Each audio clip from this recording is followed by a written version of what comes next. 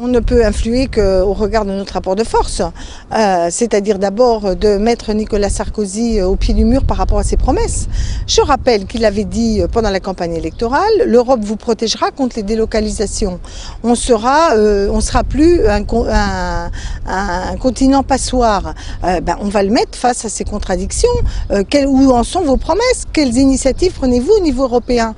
Il avait dit aussi que l'Europe devait être écologiquement tout à fait performante avec une taxe carbone, notamment pour nous protéger aux frontières. Que va-t-il proposer concrètement pour tout cela?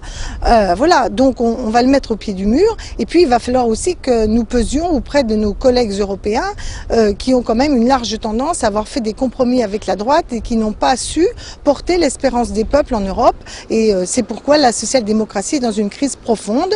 Il faut changer de cap politique et il faut qu'on le fasse dès maintenant. Le vrai problème qu'on a, c'est que pour des raisons de tactique interne, le débat européen est mis sous le boisseau au niveau du débat interne du Parti socialiste. Et comme c'est le débat interne qui a l'air de primer sur la mobilisation par rapport à l'actualité, c'est assez triste de voir que le PS est assez absent aujourd'hui de la bataille pour faire réorienter l'Europe. On a des crises considérables, crise financière, crise monétaire, crise internationale. C'est le moment où on attend la voix des progressistes et moi je souhaite en tout cas que le Parti socialiste se fasse entendre et ne soit pas plongé uniquement dans ces débats de congrès qui sont importants mais qui ne peuvent pas être déconnectés de ces choix européens. Je déposerai une contribution avec Paul Quilès, Jean Malo, des jeunes du MJS, Emmanuel Morel, Anne Ferreira qui est aussi député européen.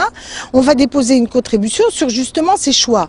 Nous considérons que les non répétés des peuples imposent une réorientation majeure de l'Europe, que le libre-échangisme généralisé, il faut y tourner le dos pour réinventer des formes d'échanges négociés, que les fonds souverains qui sont utilisés par des grands pays comme la Chine et la Russie, c'est la façon dont on doit en créer en France pour réinventer une forme d'intervention du capital public pour défendre notre industrie, l'emploi, que la redistribution est fondamentale et dans la redistribution, la question salariale, que cette espèce de système rampant où on n'avait pas défendu le SMIC à 1 500 € alors qu'on a une inflation qui galope, pourquoi ne pas repenser à une sorte de lien entre les salaires et l'inflation? Je rappelle qu'en Belgique, c'est le cas. Il y a une indexation assez naturelle des salaires par rapport à l'évolution des prix.